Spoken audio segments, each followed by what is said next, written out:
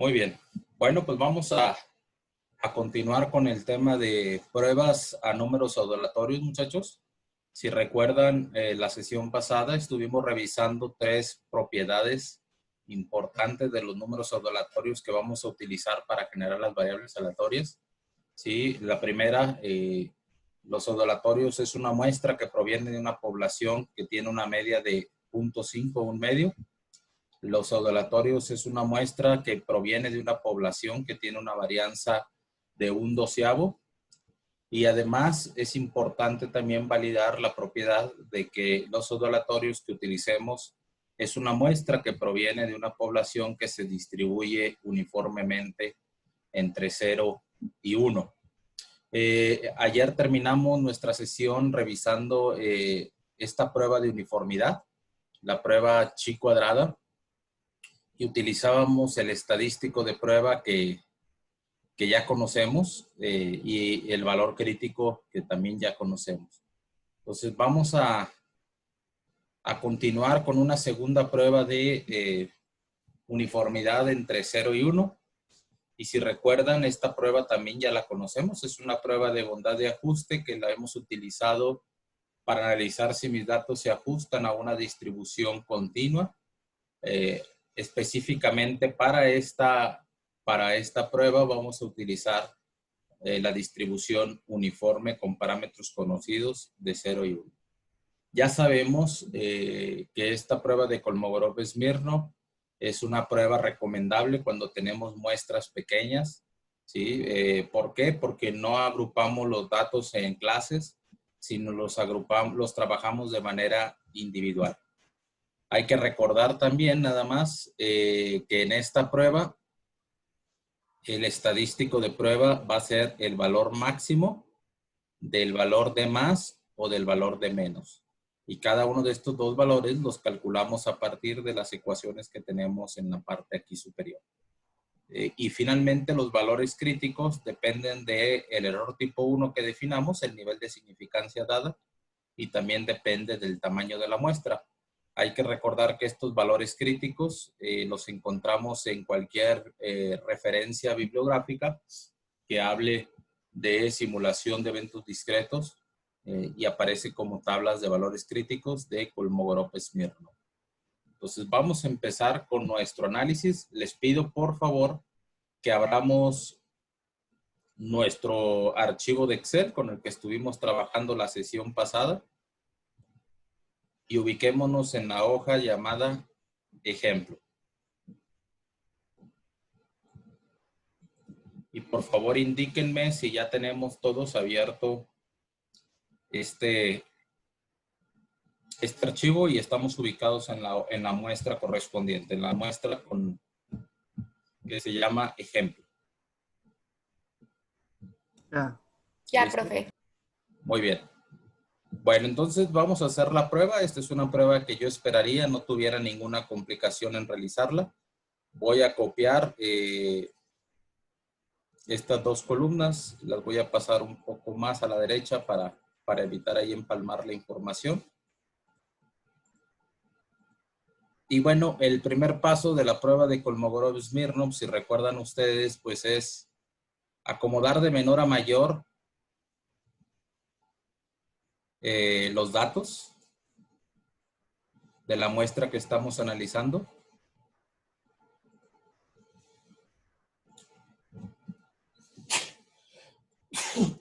Perdón. Y tenemos como primer pseudo aleatorio el valor de 0.00014.275. Y el valor más grande de la muestra, 0.9893. Vamos a hacer el planteamiento de hipótesis, la hipótesis nula. ¿Sí? Vamos a llamarle el conjunto RI, el conjunto de pseudoaleatorios. Proviene de una población con distribución uniforme entre 0 y 1. Y la alternativa, el conjunto RI, conjuntos pseudoaleatorios, no proviene de una población con distribución uniforme entre 0,1.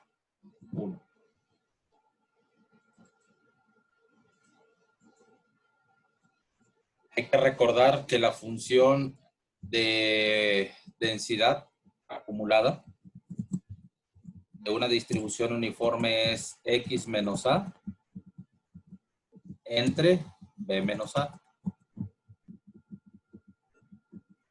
Entonces, el primer paso de la prueba de Kolmogorov-Smirnov, vamos a calcular la probabilidad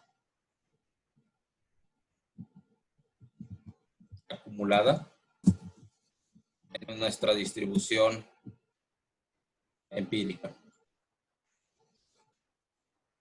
Y entonces dividimos, aquí sería 1 entre n. Dividimos 1 entre el valor de n, que para el primer caso es 1.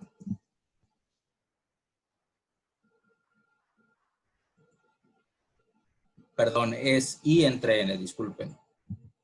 I entre n, que para el primer caso sería este valor de 1 entre el tamaño de la muestra, entre 50. Entonces voy a cambiar acá en la parte superior. Es i entre n mayúscula porque es el tamaño de la muestra. Para el primer caso sería 0.02. Para el segundo caso, la probabilidad acumulada sería 2 entre 50, 0.04. Y así sucesivamente para cada uno de los valores i, hasta i 50, que lo voy a dividir entre 50.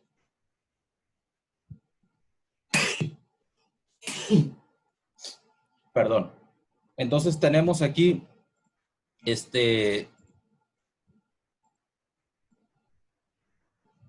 columna, que es la que vamos a comparar contra la función de densidad acumulada. Esta probabilidad esperada acumulada. ¿Y esta cómo la vamos a calcular? Pues va a ser el valor de X, que nuestro valor de X es el valor del pseudoaleatorio, menos el parámetro de A, que es 0 para esta prueba, entre el parámetro B, que es 1, menos el parámetro A, que es 0. Bueno, lo que vamos a observar es que la probabilidad esperada acumulada para el primer caso es el mismo valor del pseudoaleatorio.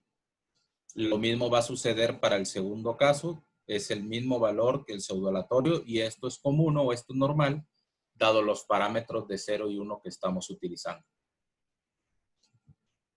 Profesor, ¿puede poner por favor otra vez la fórmula de I sobre N? ¿La que, perdón, me lo puede repetir? ¿Esta? Es el valor de I. Sí, aquí le pudiéramos cambiar el título, sería I1, I2, I3 hasta I N mayúscula.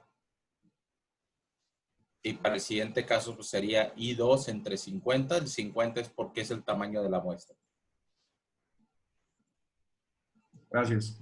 Y de nada. Y calculamos el valor de esta probabilidad esperada acumulada para los 50 datos. Entonces, esta columna también es muy importante para nosotros. ¿Por qué? Porque son la columna que también vamos a comparar, ¿sí?, la de I entre N contra la de F de X. La probabilidad de mi distribución de mi muestra contra la probabilidad esperada acumulada en la distribución teórica. Entonces, calculamos el valor de D más. Hay que recordar que el valor de D más es igual al valor máximo o a la máxima diferencia entre I entre N, que es que en este caso 0.02, menos F de X. También sabemos que algunas de estas diferencias van a ser positivas, otras van a ser negativas. Va a depender de si esta diferencia está arriba de nuestra probabilidad teórica o abajo de nuestra distribución o probabilidad teórica. Voy a calcular esta diferencia para todas las celdas.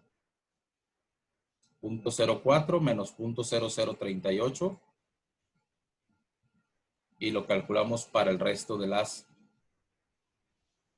valores de los pseudoalatorios. Muy bien. Ahora, ¿cuál es el valor de D+? Pues va a ser igual a la máxima diferencia de estas que acabamos de calcular.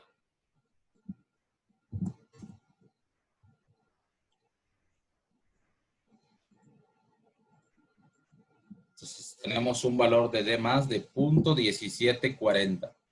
Aquí quiero hacer una pequeña pausa para preguntarles si alguno de ustedes tiene alguna duda o alguna pregunta que quieran que aclaremos.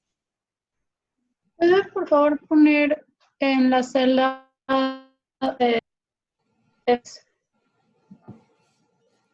no te escuché muy bien. ¿Ponerlo en la celda de qué?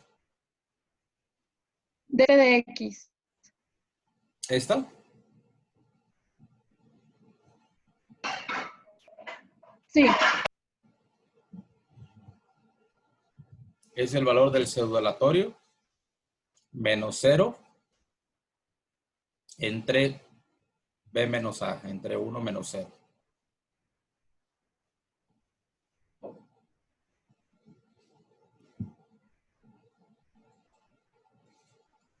Muy bien, vamos a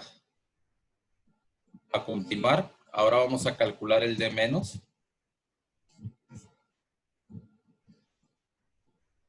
Y este D menos, si recuerdan, la fórmula es f de x menos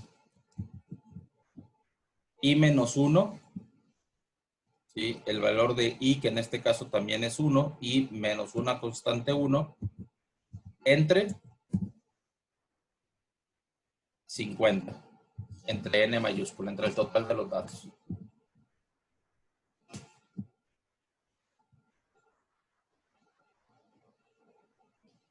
Entonces estamos calculando o comparando la diferencia entre f de x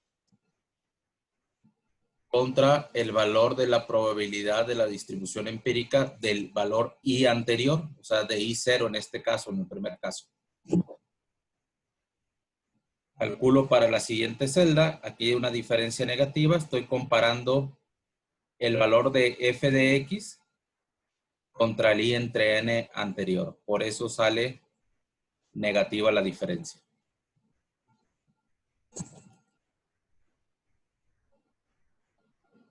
Una vez más, para este valor que también me dio negativa la diferencia, estamos comparando el valor de f de x menos el i anterior de 0.04. Muy bien. Y comparamos esta diferencia para el resto de los pseudoalatorios. Y entonces vamos a tener que mi D menos va a ser igual a la máxima diferencia de estas que acabamos de calcular.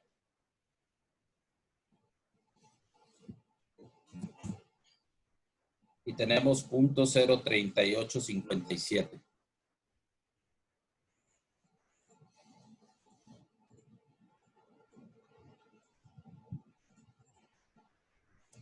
Entonces, el valor del estadístico de prueba va a ser la diferencia más alta o más grande de estas dos.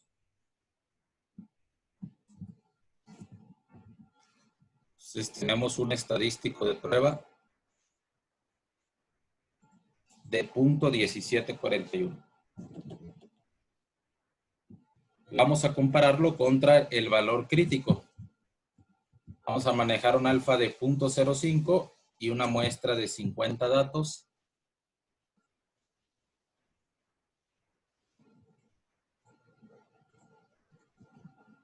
Y recuerden que este valor lo vamos a obtener de tablas. Entonces vamos a irnos a las tablas. Como queremos un nivel de confianza del 95%, entonces manejamos un alfa de 0.05. Para tamaños de muestra arriba de 35, la aproximación es a partir de esta ecuación. 1.36 entre la raíz de n.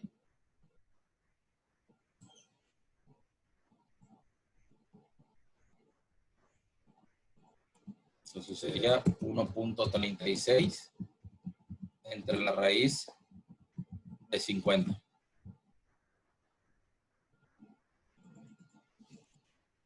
Y tenemos un valor crítico de 0.1923.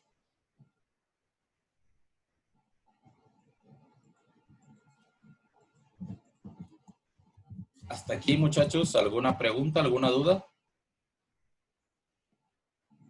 ¿Todo bien? Profe, yo sé que ya lo habían preguntado, pero no sé por qué no me está saliendo el FX. ¿Puedo ver otra vez la fórmula? Claro. A mí no me daba porque no había ordenado los datos. Eso es importante. El puede f ser. de x es igual a x, que sería el pseudoaleatorio, menos a, que es 0, entre b menos a. Ok, muchas ¿Sí? gracias. De nada.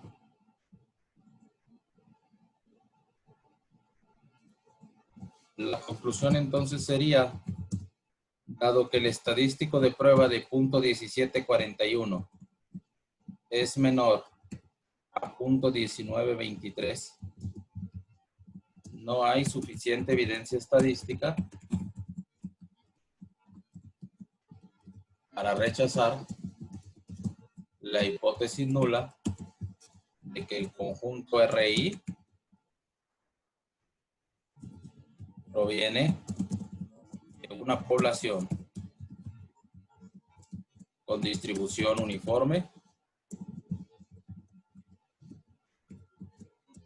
entre 0,1.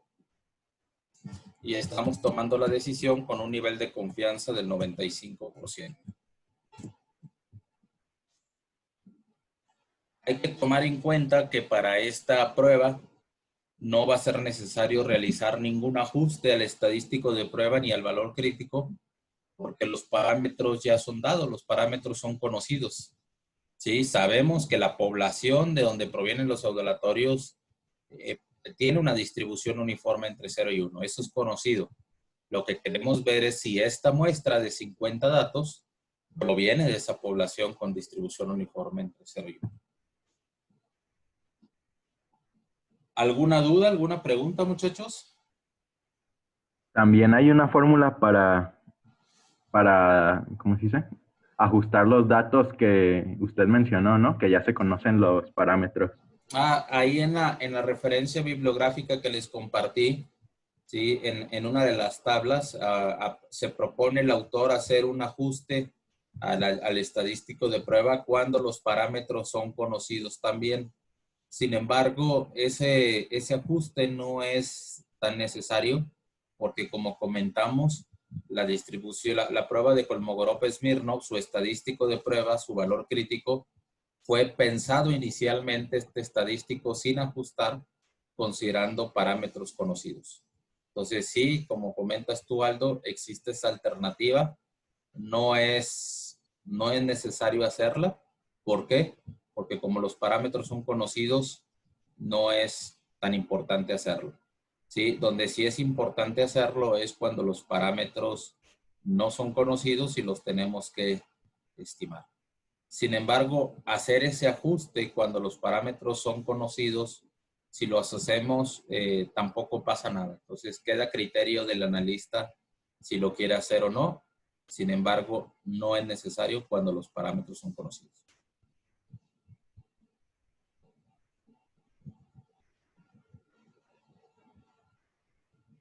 Muy bien. Bueno, pues si no hay ninguna duda, les pediría por favor que me ayudaran. Vamos haciendo un ejercicio rápido para el ejercicio 1 y para el ejercicio 2. Les pediría por favor que me ayudaran a calcular el estadístico de prueba y el valor crítico, tanto para el ejercicio 1 como para el ejercicio 2. Y vamos a dar aquí unos 5 minutos para ver si podemos tener ya los resultados de estos dos ejercicios. ¿De acuerdo? Profesor, sí. Adelante, Profesor, Carlos. la de ayer, ¿cómo se llamaba? O sea, porque la que estamos haciendo hoy es la de corto. ¿No? ¿Cómo Pero se la de llamaba? ayer. ¿Qué, perdón? La prueba que hicimos ayer. La prueba con la que terminamos es una prueba de uniformidad. Es la prueba de chi cuadrado. Ok, chi cuadrado, ok. Ujú. Gracias. De nada. Muy bien, entonces muchachos, por favor ayúdenme a resolver el ejercicio 1 y el ejercicio 2. Calculemos el estadístico de prueba, ¿sí? Y calculemos el valor crítico correspondiente. Vamos a dar unos minutitos para ver el que tenga el resultado, por favor, que lo vaya compartiendo.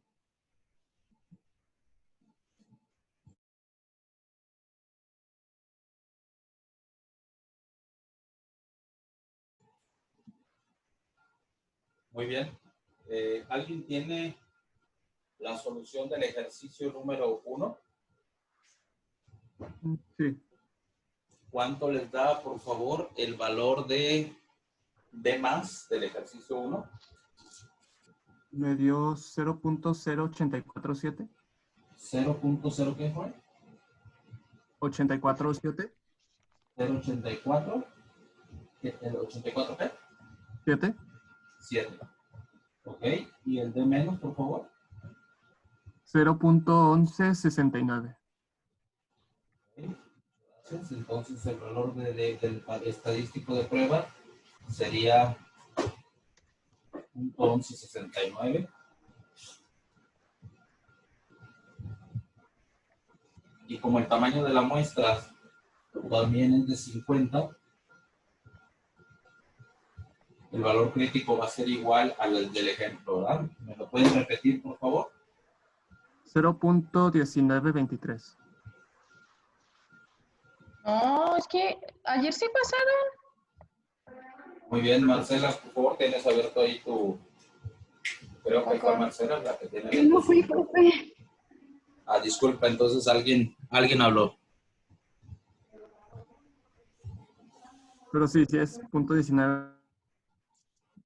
Punto 1923. Entonces el estadístico de prueba, al ser menor al valor crítico, estamos en una zona de no rechazo. Entonces no hay suficiente evidencia estadística para rechazar la hipótesis nula de que el conjunto RI proviene de una población con distribución uniforme entre 0 y 1. Ahora, ¿alguien tiene el resultado del ejercicio número 2? ¿Cuánto es el valor del D más? ¿Quién lo tiene? Es .077. Punto 077, ¿qué es, señorita? ¿Un decimal más? 7. 77, 7, ¿así es correcto?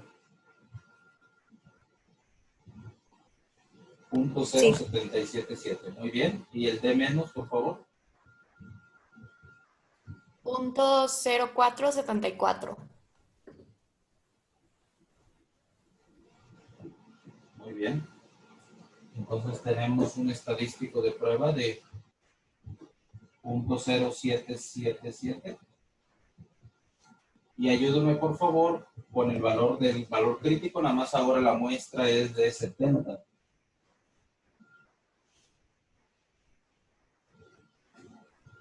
¿Cuánto da, por favor?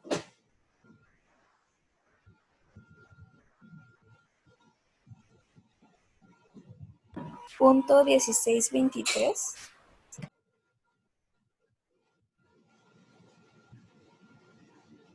Punto 1623.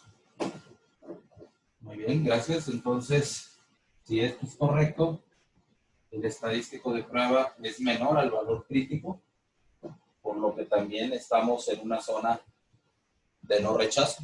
No hay suficiente evidencia estadística para rechazar nuestra hipótesis nula de que el conjunto RI proviene de una población con distribución uniforme entre 0 y 1. ¿Hasta aquí alguna pregunta, muchachos? ¿Alguna duda? ¿Vamos bien? Todo bien. Bueno, entonces pues vamos a continuar. Voy a dejar de compartir este pizarrón físico y voy a compartir nuevamente la presentación.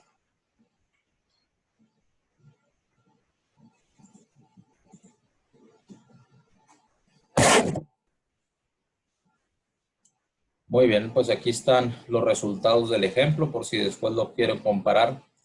Y quiero pasar en esta última parte de la sesión del día de hoy a la cuarta propiedad.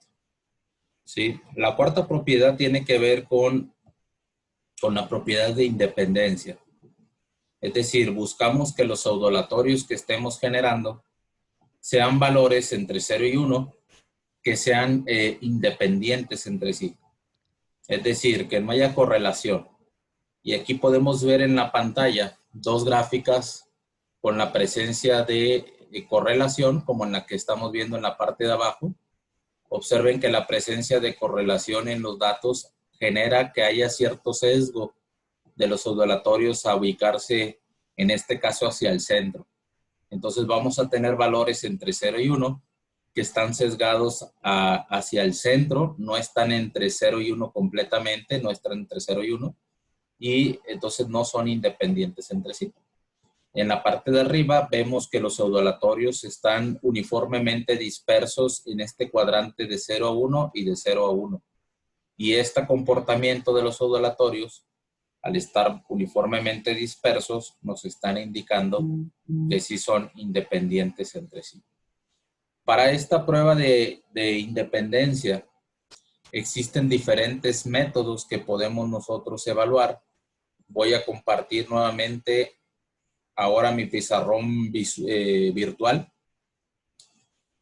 para ver aquí un pequeño resumen de las pruebas que vamos a estar viendo el día de hoy y la sesión de mañana. Prueba de independencia. Para esta prueba de independencia vamos a empezar con... Hay muchas pruebas en la literatura. Vamos a encontrar diferentes pruebas de independencia para los números pseudolatorios. Una de ellas es la prueba de corridas arriba y abajo. Ahorita vemos de qué se trata esta prueba. Una segunda prueba que es una variante de esta de corridas arriba y abajo es la prueba de corridas arriba y debajo de la media. Hay una tercera prueba que también la vamos a ver el día de mañana. Es la prueba de series. Y hay otra prueba que se llama la prueba de huecos, que también la vamos a ver el día de mañana. Y hay otra prueba que se llama prueba de póker. Esta no la vamos a ver aquí en el curso, por cuestiones de tiempo nada más. Pero lo que quiero mencionarles con esto es que existen diferentes alternativas de pruebas propuestas por diferentes autores que me sirven para validar esta propiedad de independencia. Y de aquí, como ya mencionaba, vamos a estar trabajando con esta prueba, con esta y con esta. Entonces, empezamos con la primera prueba, la prueba de corridas arriba y abajo. Voy a regresar a la presentación. Y lo primero que podemos ver ahorita en la pantalla que les estoy compartiendo es el planteamiento de hipótesis para cualquiera de estas pruebas que acabo de mencionar. La hipótesis nula sería los números del conjunto RI, los números del conjunto de los pseudolatorios son independientes entre sí. Y la hipótesis alternativa, los números del conjunto RI no son independientes. Entonces, este es el planteamiento general para cualquiera de las pruebas que vimos. ¿Cómo podemos tomar la decisión de rechazar o no rechazar la hipótesis nula? Vamos a ver la primera prueba. La prueba de corridas arriba y abajo es una prueba bastante sencilla de desarrollar, de analizar. Y lo primero que tenemos que hacer en esta prueba es generar una secuencia de números que le vamos a llamar conjunto S, como aparece aquí en la parte superior. Una secuencia de números que lo vamos a definir como el conjunto S. Y este conjunto S son valores que pueden ser unos o ceros. Entonces, de la muestra de pseudoaleatorios que estamos analizando, vamos a convertir estos pseudoaleatorios en valores de 0 y 1 a partir de una comparación. Vamos a comparar el pseudoaleatorio RI contra el pseudoaleatorio RI-1. Es decir, comparamos el pseudoaleatorio R2 con el pseudoaleatorio R1. Comparamos el pseudoaleatorio R3 con el R2 y así sucesivamente. De esta comparación vamos a asignar nosotros un 0 y 1 con las siguientes condiciones. Vamos a colocar un 0 como resultado de esta comparación. Si el valor del RI, si el valor del pseudoaleatorio RI es menor o igual al RI anterior. Y en caso contrario, vamos a colocar un 1 si el pseudoaleatorio RI es mayor al RI anterior. Entonces, voy a dejar de compartir esto. Les pediría por favor que se ubicaran otra vez en el archivo de Excel. En la hoja ejemplo.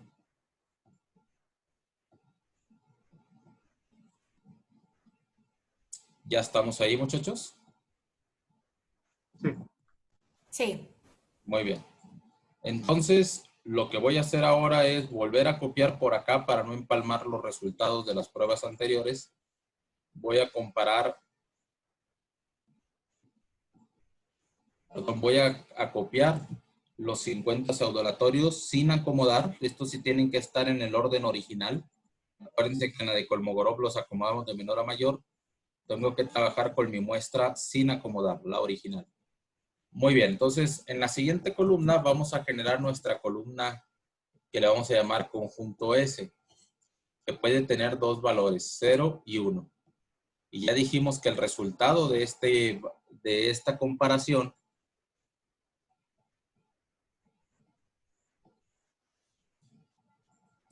me va a dar o 0 o 1. Vamos a comparar, como no hay un pseudoaleatorio antes del R1, vamos a empezar comparando del R2 con el R1. Y vamos a poner un if. Si este pseudoaleatorio, .2185, es mayor al pseudoaleatorio anterior, si es mayor,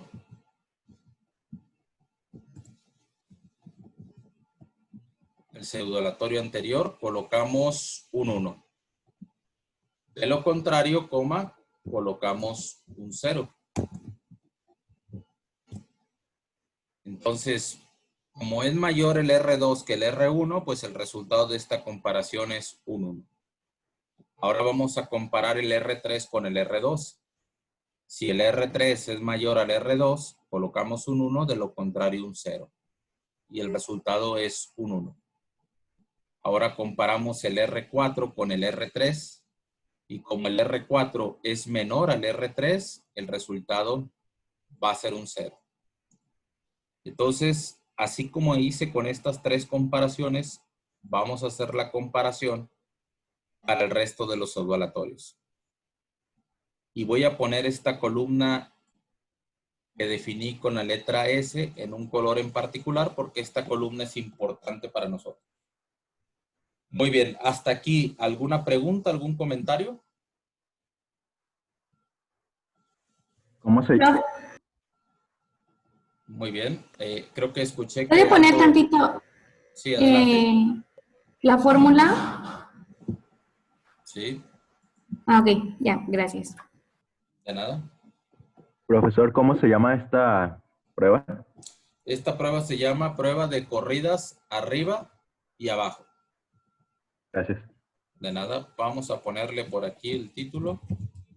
Prueba de corridas arriba y abajo.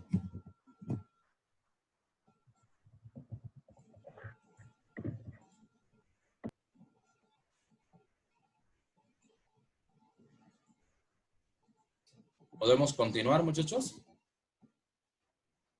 Sí, profesor. Sí. Bueno, entonces, una vez que ya tenemos este conjunto S que tiene valores de 0 y 1, voy a seleccionar este conjunto S completo, la columna que marqué en amarillo, y voy a insertar una gráfica con esa columna. Insertar, gráfica, esta de líneas y puntos, y voy a poner esta gráfica que está por aquí. Esta que dice líneas con marcadores.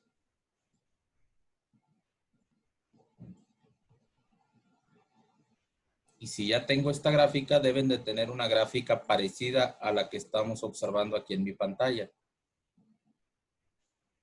Ahora, voy a compartirles nuevamente la presentación para hablar un poco de las corridas.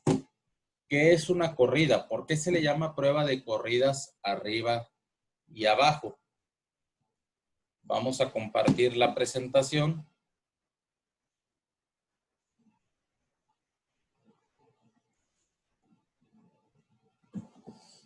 Y continuando un poco con la descripción de esta prueba, podemos observar aquí en la pantalla que una vez que obtenemos el conjunto S, el siguiente paso es determinar el número de corridas observadas. Y al número de corridas observadas las vamos a definir con una letra A, por ponerles un nombre nada más, ¿no? Entonces, el número de corridas observadas lo vamos a definir con la letra A. Ahora, ¿qué es una corrida?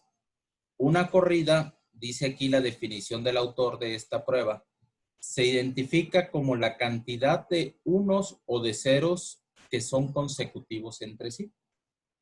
¿Qué significa eso? Vamos a regresar a la presentación, a la hoja de Excel nuevamente para ver en nuestra gráfica qué sería una corrida. Decía la presentación, ya deben de estar viendo ahorita mi hoja de Excel otra vez. Una corrida es el número de ceros o unos consecutivos. Observen ustedes que aquí en la primera parte de esta gráfica tengo dos unos consecutivos. Esta sería mi primera corrida, la corrida número 1. Ahora, después de esta corrida de dos elementos, hay una corrida muy pequeña solamente de un elemento de un solo cero. Esta corrida es una corrida que le vamos a llamar la corrida número 2. Solamente es un solo elemento, un cero, mientras que en la parte de arriba había dos elementos en la corrida. Aquí tenemos una tercera corrida, ahora de dos unos, de dos elementos. Esta sería la tercera corrida. Esta sería la cuarta corrida, nada más de un elemento. Una quinta corrida. Y así sucesivamente vamos a observar corridas más pequeñas como esta de un solo elemento, pero también vamos a encontrar corridas más grandes. Corridas que, por ejemplo, en este caso es una corrida de 4 elementos. Acá tenemos otra corrida mediana de 3 elementos, pero acá otra vez una corrida pequeña de solamente un elemento. Aquí hay una corrida mediana de 3 elementos. Entonces, la pregunta es, ¿cuántas corridas observamos nosotros aquí en esta gráfica? Entonces, acuérdense, A es el número de corridas. Adelante, Marcela. Profe, ¿cómo seleccionó los elementos? Lo que pasa es que mi gráfica me sale movida y llega al 49 en lugar del 50. Ok, seleccioné nada más la columna desde el encabezado que dice S hasta el último. Gracias. A ver, inténtale y dime si lo puedes seleccionar. Desde el encabezado S hasta la última, hasta el último cero que vemos en la gráfica. A mí me pasó lo mismo, pero lo que tienes que hacer es solo abrirlo como lo hizo el profesor. O sea, abrirlo mucho y te va a salir el 50. Ok. Probablemente la escala, entonces, por lo que escucho de Carlos, la escala no se alcanza a apreciar el último valor, ¿no?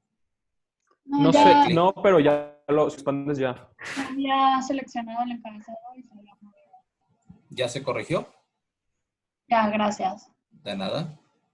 Bien, entonces muchachos, ayúdenme por favor a contar cuántas corridas observan ustedes aquí en esta gráfica.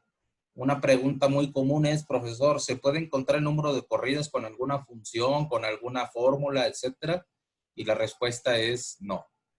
Tenemos que contarlas de manera manual. 1, 2, 3, 4, 5, 6, 7 y así sucesivamente.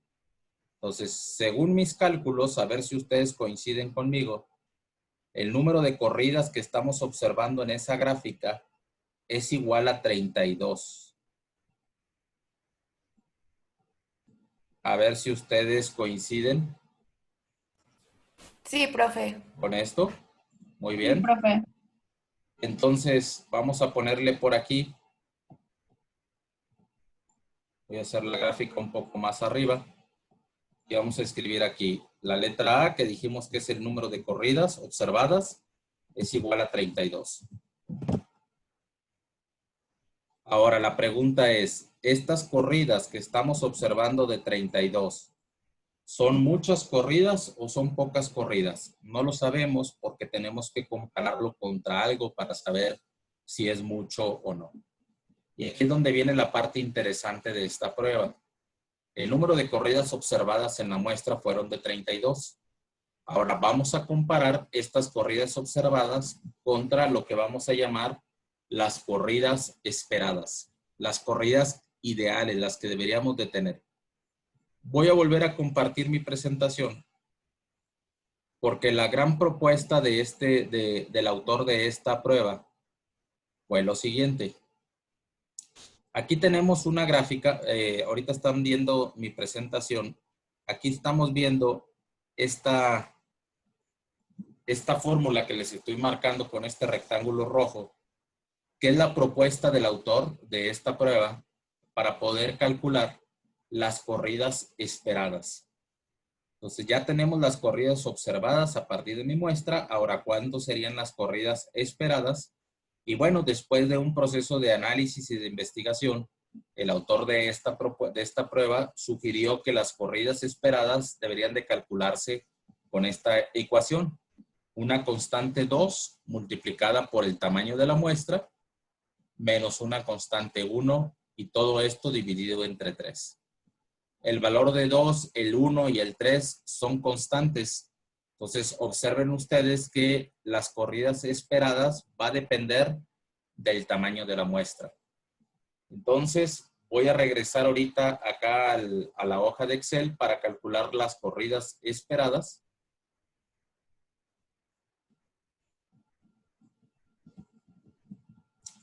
Lo vamos a representar ahorita con la letra MA. Serían las corridas esperadas.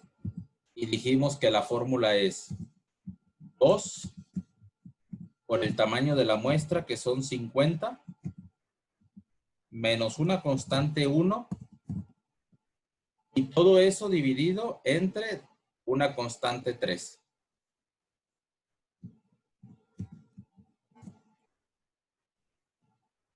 Tengo como resultado que las corridas esperadas deberían de ser de 33. Lo observado fue 32, lo esperado 33. Ahora, ¿qué vamos a hacer? Vamos a comparar la diferencia o vamos a comparar lo observado contra lo esperado para ver si es una diferencia estadísticamente significativa o no. Entre más cercano el 32 al 33, entre más cercano las corridas observadas a las corridas esperadas, es mejor. Aquí podemos observar una diferencia de 1 nada más. Entonces, 1 es una diferencia grande o es una diferencia pequeña. No lo vamos a saber hasta no compararlo contra algo o con respecto a qué. Entonces, lo que vamos a hacer ahora es obtener un estadístico de prueba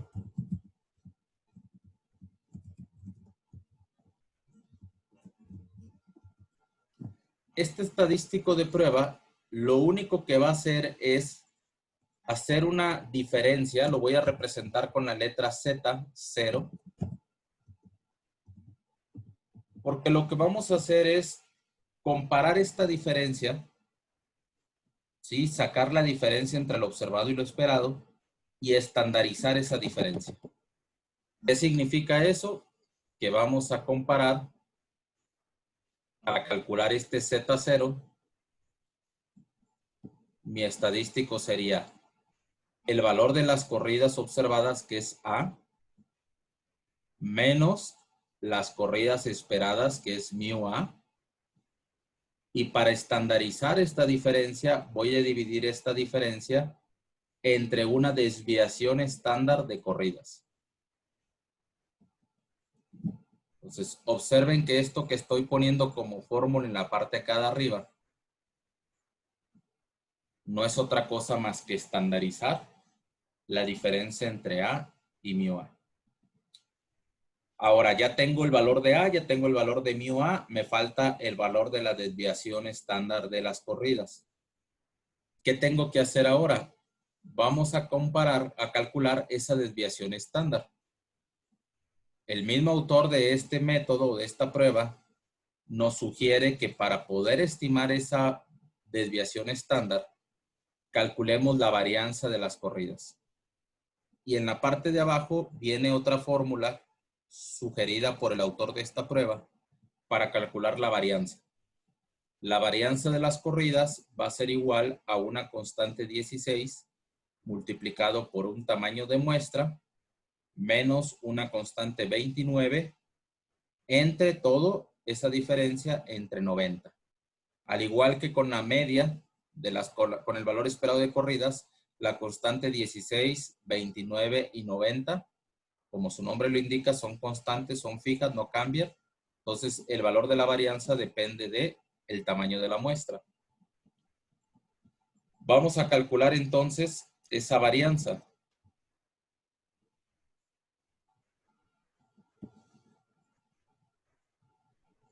Y le voy a poner acá varianza de A. Y dijimos, va a ser igual a 16 por n menos 29. 16 es constante por n, que son 50, menos 29, y todo esto dividido, esta diferencia, entre 90.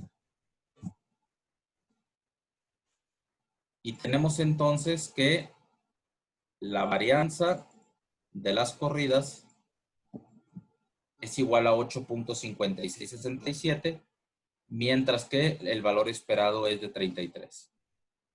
Ahora sí ya podemos sacar el estadístico de prueba, Z0. ¿Cómo lo vamos a sacar? Vamos a estandarizar la diferencia.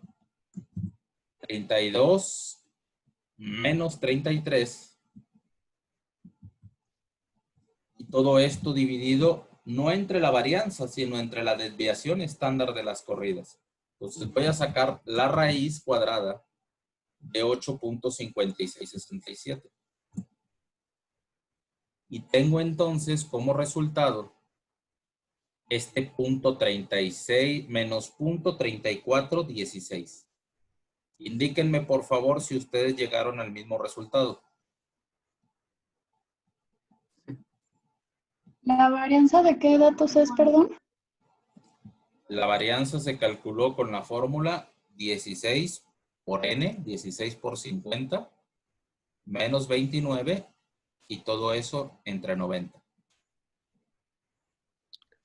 Profe, ¿y todas esas son constantes? El 29 y ¿Es el 90? correcto? Sí, voy a ¿Me puede poner el compartir. estadístico de prueba otra vez, por favor? Sí, señor. Un segundito, por favor. Sí, claro. El estadístico, bueno, para la que me preguntaba ahorita si los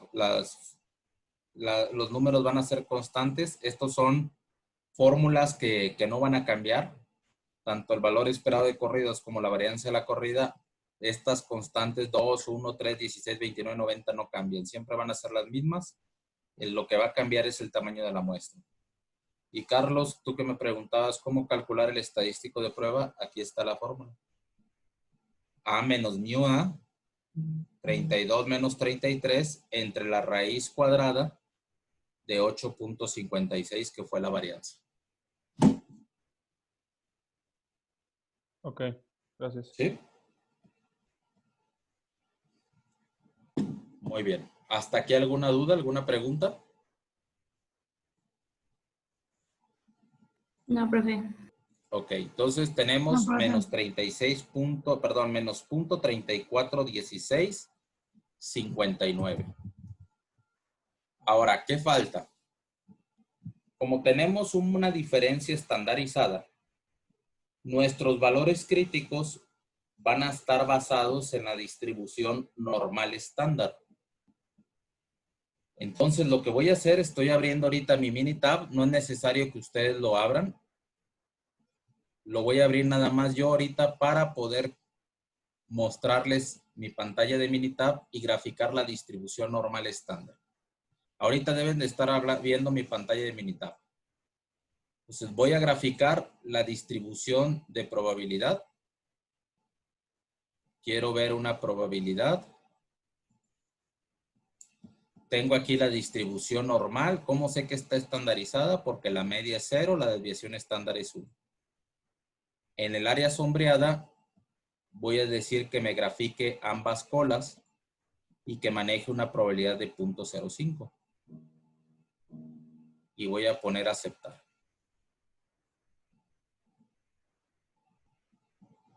Ahora indíquenme por favor si están viendo la gráfica que les estoy compartiendo. Sí. ¿Sí se ve? Sí. Tenemos aquí una distribución normal estandarizada, media 0, desviación 1. En rojo tenemos mi región de rechazo con alfa medios del lado izquierdo, alfa medios del lado derecho. Y tenemos nuestros valores críticos, menos 1.960 más 1.960.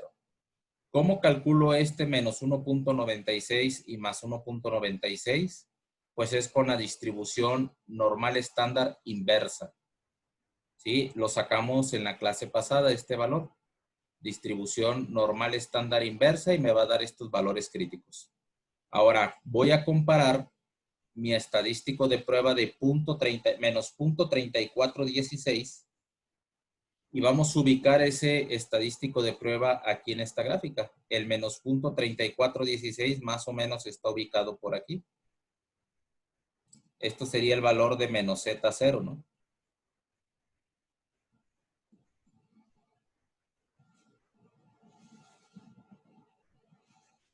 ¿Sí? O sea, Z, más bien aquí, déjenme corregir esto. Z0 sería igual a menos 0.3416, que fue nuestro estadístico de prueba. Por lo tanto, al ubicar el estadístico de prueba en esta gráfica, observamos que lo que está marcado en rojo es una región de rechazo, lo marcado en rojo, del menos 1.96 a la izquierda, del 1.96 a la derecha, son área de rechazo. Y lo que está marcado en blanco, sin color, es la zona de no rechazo. Entonces, nuestro estadístico de prueba está en una zona de no rechazo, por lo que la conclusión sería que no hay evidencia estadística para rechazar nuestra hipótesis nula. ¿Sí queda claro esto, muchachos? Sí. Sí. ¿Alguna duda, alguna pregunta? Voy a regresar a la hoja de Excel. Y una vez que yo espero hayamos entendido qué representa este estadístico de prueba y qué representan los valores críticos, vamos a ponerle aquí valores críticos igual. Busco la distribución inversa de la normal estándar y me da 0.05 medios. Probabilidad. Y aquí tengo el menos 1.95. Y luego una inversa de la distribución normal estándar, pero ahora con 1 menos alfa medios. Y tengo el mismo valor, pero positivo.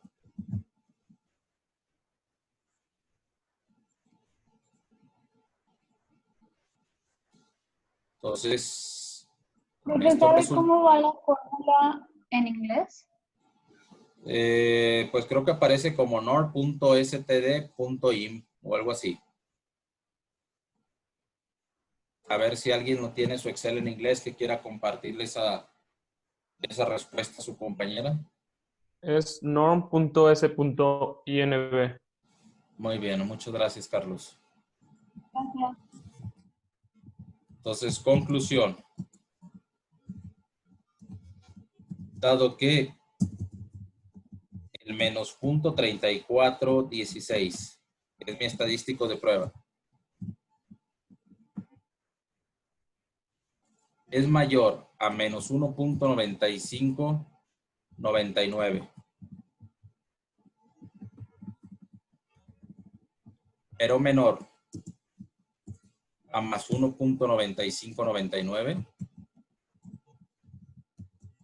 entonces no hay suficiente evidencia estadística para rechazar la hipótesis nula de que el conjunto RI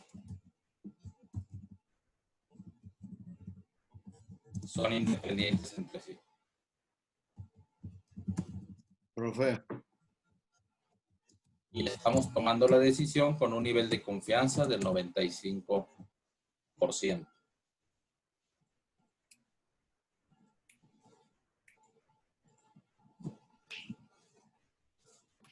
Profe, ¿podría poner la fórmula otra vez de los valores críticos? ¿Claro? Listo. La inversa de la normal estándar con alfa medios.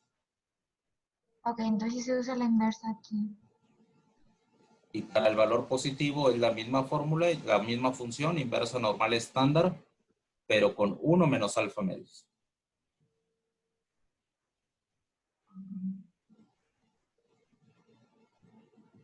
Sí, ya me dio, gracias, profe. ¿Sí? Muy bien. ¿Hasta aquí alguna duda, alguna pregunta, muchachos?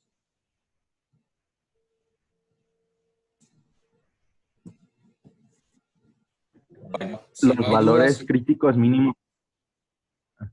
adelante. No te escuché bien, Aldo. ¿Los valores ah, críticos qué? Los valores críticos mínimos y máximos siempre van a ser, bueno, el mismo valor, pero con signo opuesto. ¿Van a ser el mismo valor para qué? Para los valores críticos que nos dio menos 1.95 y 1.95. Van a ser los mismos valores siempre y cuando el nivel de confianza lo manejemos siempre al 95%. Obviamente pueden cambiar el valor crítico si el nivel de confianza que queremos de nuestro estudio cambia al 90%, al 99%. Eso va a cambiar el valor de alfa, entonces va a modificarse el valor crítico. Pero siempre va a depender de la distribución normal estándar.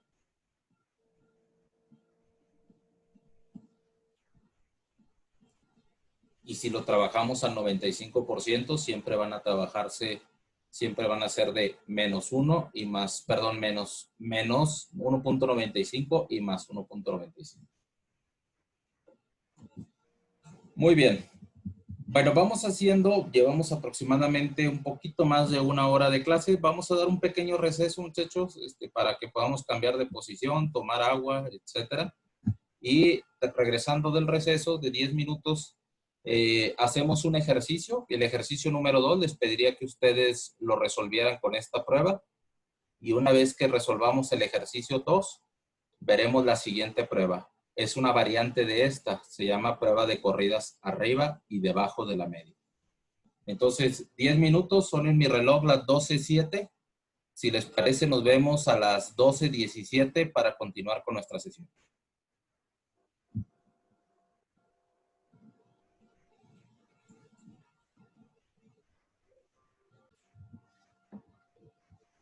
Bueno, entonces vamos a ver si alguno de ustedes ya pudo calcular los resultados del ejercicio número 2. ¿Alguien ya calculó el número de corridas?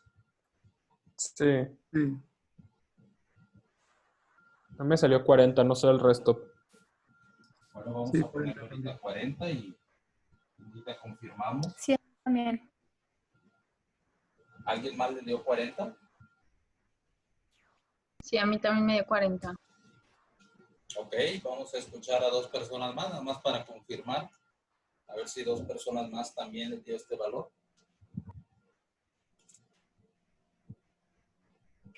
Acuérdense, empezamos a comparar para el conjunto S. Empezamos a comparar el R2 contra el R1, el R3 contra el R2 y así sucesivamente. ¿Hay alguien más que le haya dado 40 para nada más ya darlo como un valor correcto? Sí, a mí también me dio 40. ¿Ok? Ahora, ¿cuál es el valor esperado de corridas? El valor de mu A. 46, ¿no? Sí, ¿Cuánto, perdón, señorita? 46. Sí. ¿Ok? ¿Y cuál es el valor de la varianza de las corridas? 12.12. 12 punto, ¿qué señorita? 12. 13. ¿Así? 12.12. Ah, 12.2. Profesor, el 46 no se usan decimales. 46 punto, ¿qué dio? 46.33. ¿Ok? ¿Sí coinciden con su compañero? Sí. Muy bien. Entonces sería el estadístico de prueba la diferencia de las corridas observadas en la muestra menos las corridas esperadas con una muestra, acuérdense, la muestra es de 70. ¿Están de acuerdo?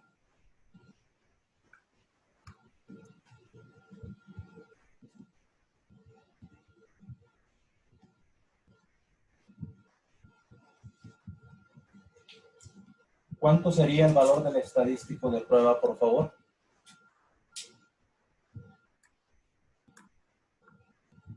Un menos 1.81.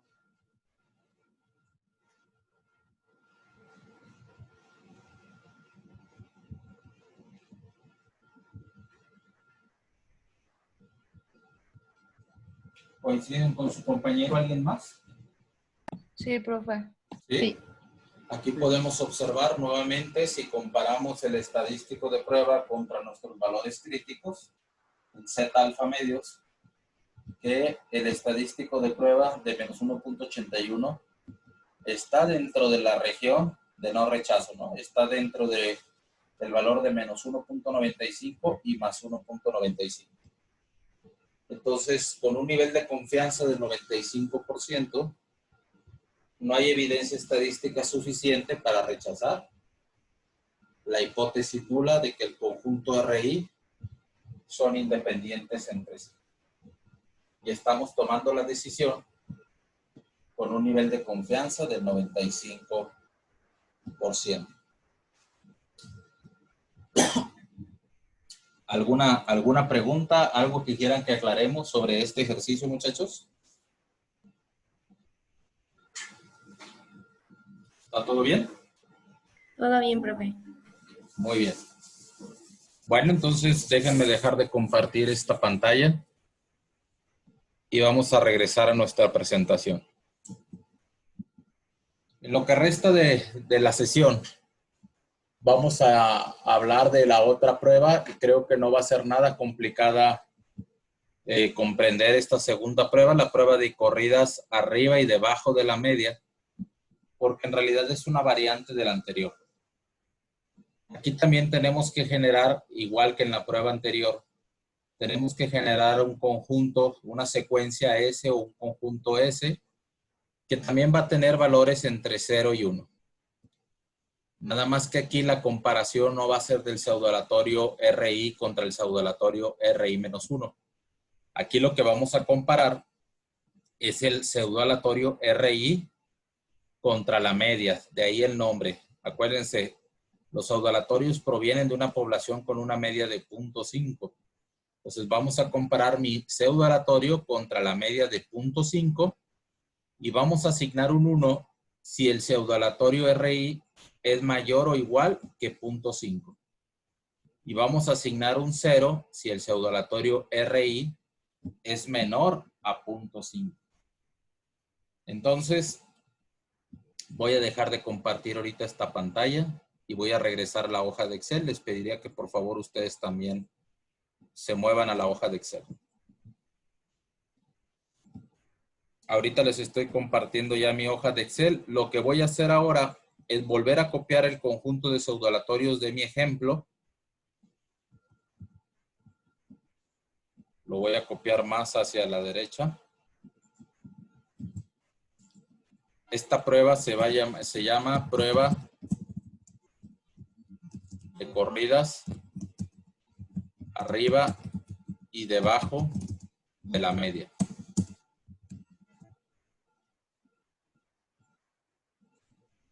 Profe, yo tengo una duda. Adelante. Todas estas pruebas, como que su subtema es pruebas de independencia, ¿no? Más bien, el tema principal estamos validando la propiedad de independencia. Y para evaluar esa propiedad de independencia en los pseudoaleatorios, estamos analizando diferentes pruebas para evaluar si se cumple o no con esa propiedad. Perfecto. Gracias, profe. ¿Sí? De nada. Entonces llevamos dos pruebas ahorita que nos pueden servir para evaluar esa propiedad de independencia. La prueba de corridas arriba y abajo y la prueba de corridas arriba y debajo de la media. Una pregunta muy común que me hacen es, ¿tengo que hacer las dos pruebas obligatoriamente? La respuesta es no. Con una de las dos pruebas que hagas, con eso es suficiente para poder evaluar la propiedad. De hecho, vamos a ver 4, como ya lo mencionamos aquí en clase al inicio de la sesión. Cualquiera de esas 4 pruebas que selecciones para evaluar esta propiedad es suficiente. Bueno, entonces vamos a continuar con nuestra prueba de corridas arriba y debajo de la media. El siguiente paso es, vamos a generar nuestro conjunto S. Aquí sí voy a empezar en el primer pseudoaleatorio. Ya no voy a empezar en el segundo porque voy a comparar, si recuerdan, si este pseudoaleatorio es menor a 0.5, que es el valor de la media, ¿qué va a pasar? Si es menor, vamos a asignar un 0. De lo contrario, asignamos un 1. Entonces, si es menor a 0.5 el pseudoaleatorio, un 0. De lo contrario, asignamos un 1. Entonces, mi primer valor del conjunto S o de la secuencia S va a ser 0. En el siguiente caso también es 0, 0, 0. Pero hay algunos que van a dar de 1. Entonces, corremos, por favor, las celdas para completar aquí la secuencia S. Nuevamente la voy a marcar en amarillo, nada más como para tenerla como algo importante en nuestro análisis. Y al igual que la prueba de corridas arriba y de abajo, vamos a graficar esta columna, esta secuencia S. Voy a insertar una gráfica de líneas y marcadores.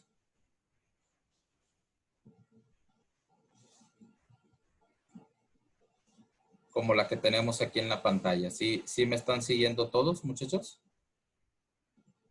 Sí. Bueno, entonces si me están siguiendo, el siguiente paso pues es calcular, al igual que en la prueba de corridas arriba y abajo, aquí también tenemos que calcular el número de corridas observadas. Aquí el autor, nada más para diferenciar esta prueba de la anterior, la representa no con la letra A, sino con la letra B, pero es lo mismo. El número de corridas observadas representada con la letra B, habrá que calcular, contar cuántas corridas observamos, y la lógica es la misma. El número de ceros o unos consecutivos, aquí hay una corrida larga de 5 elementos, aquí hay una corrida corta de un elemento nada más, de un 1, una corrida corta, pero también observamos algunas corridas un poco más largas, al igual que esta, ¿no? Entonces, calculamos cuántas corridas observamos, tanto de ceros como de unos. Y a ver si coinciden conmigo, muchachos. Según mi análisis, son 24 corridas las que podemos observar ahí. Sí. ¿Sí les dio lo mismo? Profe, ¿pueden volver a mostrarnos la S? Fórmula de la S. Sí. Es una condición if.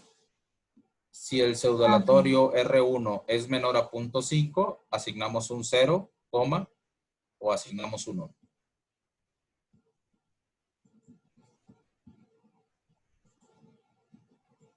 Gracias, profe. De nada. Muy bien, ya no escuché si me dijeron si contaron 24 corridas en esta gráfica. Sí. ¿Sí?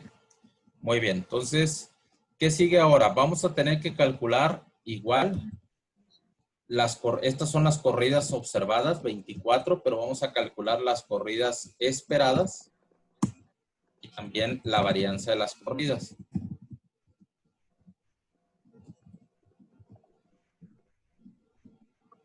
Y bueno, al igual que en la prueba anterior, la gran propuesta o la gran aportación del autor de esta prueba es cómo calcular estas corridas observadas, perdón, estas corridas esperadas y la varianza de las corridas.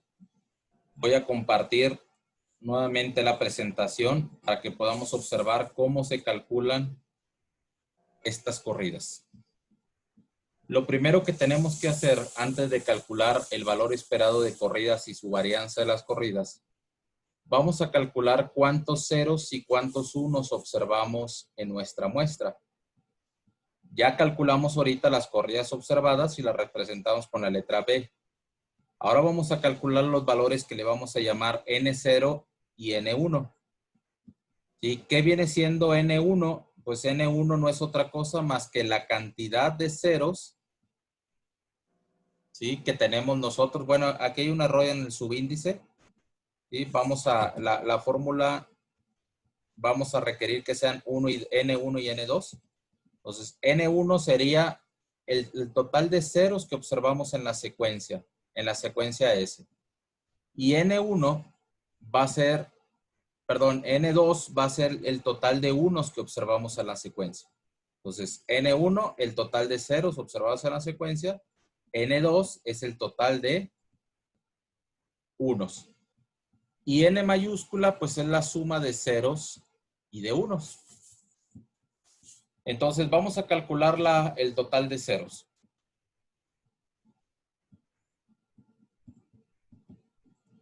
Y vamos a representar N1 como el total de ceros. Y voy a poner la función contar si. Selecciono el rango de esta secuencia S.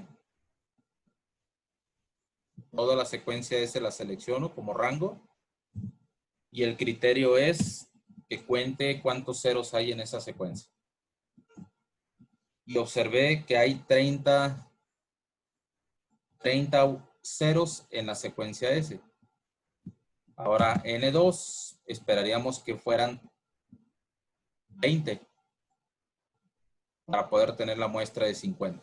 Entonces le voy a poner contar si. Selecciono nuevamente el rango. Y ahora le digo que cuente si el criterio es 1. Y observamos ahí que tenemos 20 unos. Y bueno, el valor de N mayúscula sería la suma de estas dos. O sea, la muestra de 50.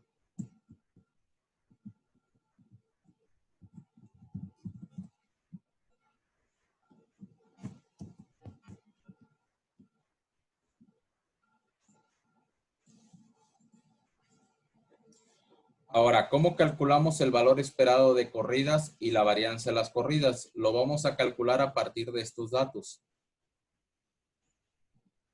De 30, 20 y de 50. El autor de esta prueba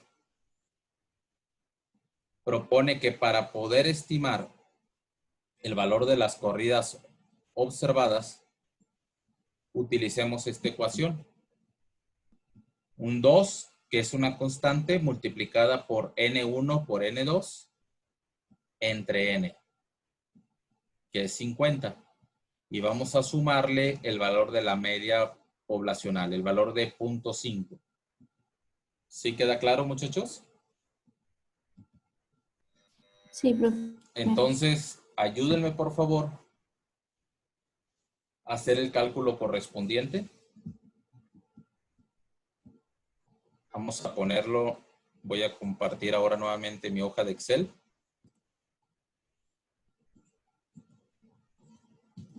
Y dijimos que es 2 por N1 por N2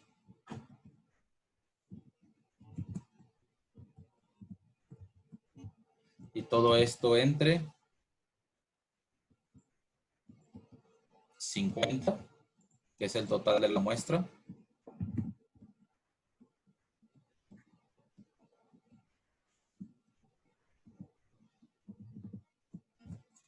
y esto lo voy a sumar 1/2.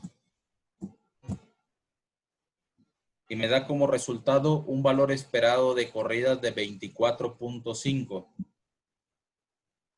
¿Coinciden conmigo? Sí. Sí, profe. Muy bien, entonces vamos a ahora calcular el valor de la varianza de las corridas. Y para calcular el valor de la varianza de las corridas vamos a utilizar la siguiente ecuación. La varianza de las corridas sería 2 por N1 por N2, abro paréntesis, 2 por N1 por N2 menos N, y todo eso entre N al cuadrado por N menos 1. Entonces vamos a programar esta ecuación.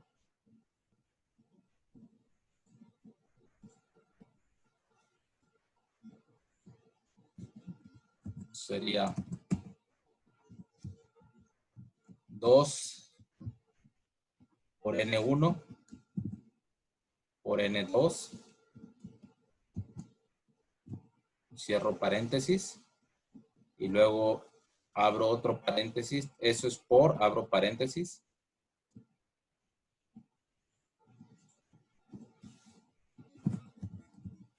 dos por N1 por N2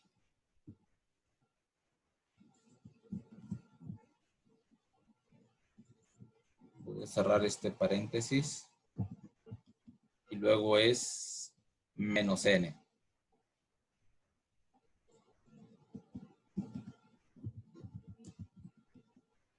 Y cierro paréntesis. Y todo esto dividido entre 50 al cuadrado por 100 por N1 por N menos 1.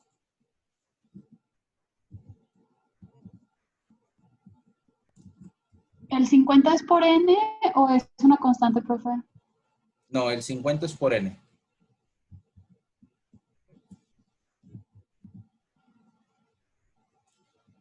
Y me dio una varianza de 11.26. A ver si ustedes coinciden con este resultado. Sí. Muy bien. Y pues prácticamente ya tenemos el análisis casi completo, porque ahora pues hay que calcular el estadístico de prueba.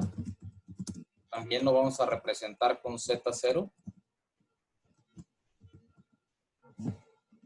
Y bueno, como vamos a estandarizar la diferencia, tenemos las corridas observadas de 24, las corridas esperadas de 24.5. Hay una diferencia de 0.5.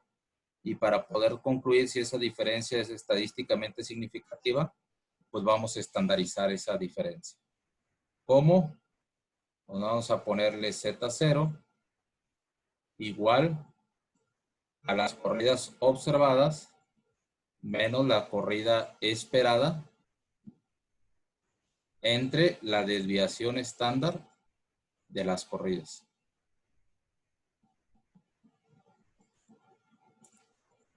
Entonces sería 24 menos 25 entre la raíz cuadrada de 11.26.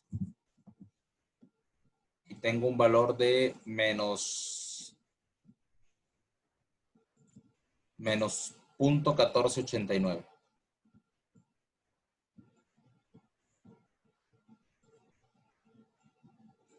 ¿Sí están de acuerdo? Sí. Y bueno, pues los valores críticos van a ser los mismos. Vamos analizando la distribución normal estándar. Entonces el primer valor crítico sería la inversa de la normal estándar con alfa medios, con 0.05 medios.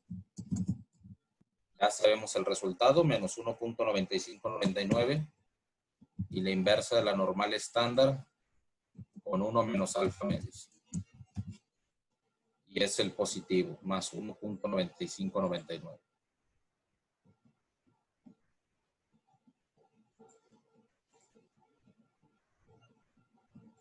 Y bueno, ¿cuál es la conclusión a la que vamos a llegar aquí?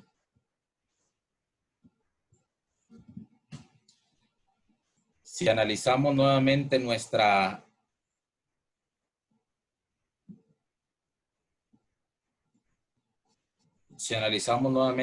gráfica de Minitab, ahorita les estoy compartiendo la pantalla de Minitab, la gráfica. Tenemos aquí nuestros valores críticos que acabamos de calcular, menos 1.96 más 1.96. Y nuestro estadístico de prueba dio menos 14.89. Pues estamos ubicados más o menos por aquí, ¿no? Z0 igual a menos 14.89.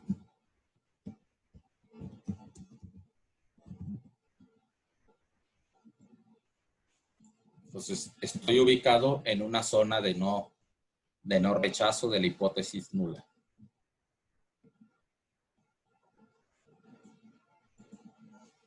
Por lo tanto,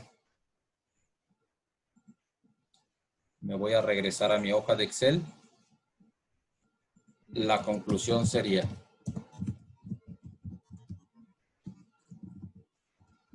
dado que menos 1.9599 es menor a menos 0.1489 y a su vez es menor a más 1.9599, entonces no hay evidencia estadística suficiente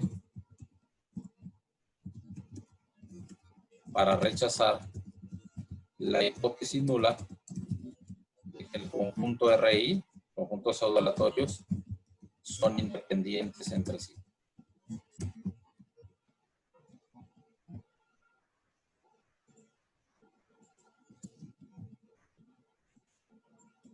Y estamos tomando la decisión con un nivel de confianza del 95%.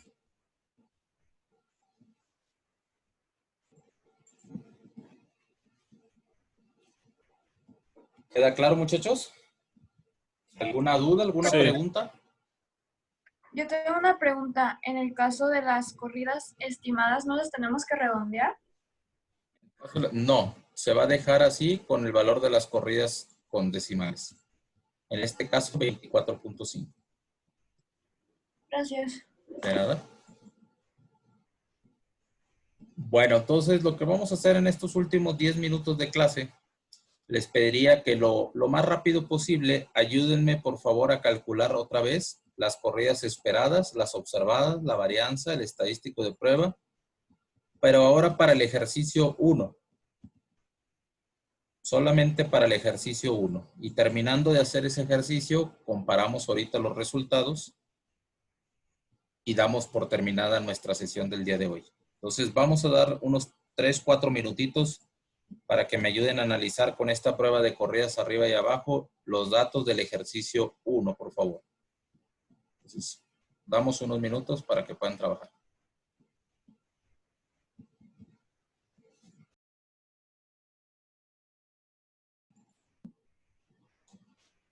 Muy bien. ¿Alguien tiene el número de corridas observadas en el ejercicio 1?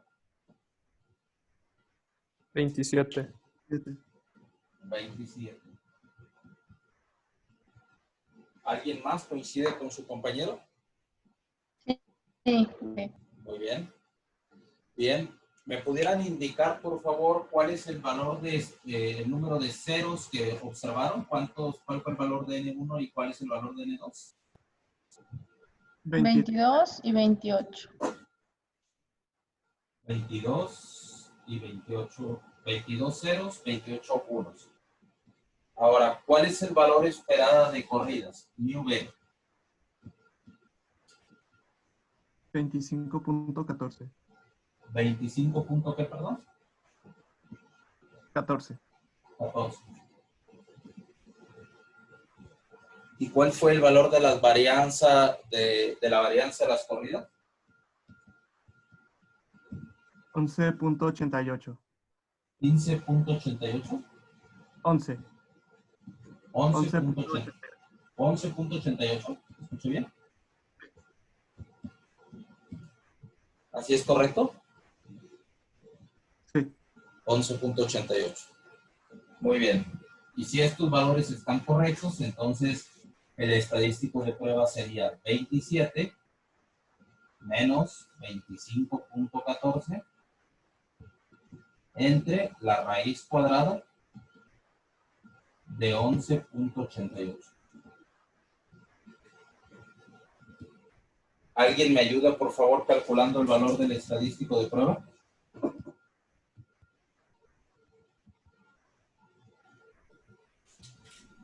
A mí me salió 0.5394. 0.5394. Gracias. ¿Alguien coincide con su compañera? Sí. Sí. Ok, punto 5394. Positivo. Entonces, observamos que este estadístico de prueba se encuentra dentro de los valores críticos de menos 1.95 y más 1.95, por lo que la conclusión es que no hay evidencia estadística suficiente para rechazar la hipótesis nula de que el conjunto RI son independientes entre sí. ¿Cómo ven? ¿Sí les quedó claro? ¿Hay alguna otra duda que quieran o que tengan antes de dar por terminada la sesión del día de hoy?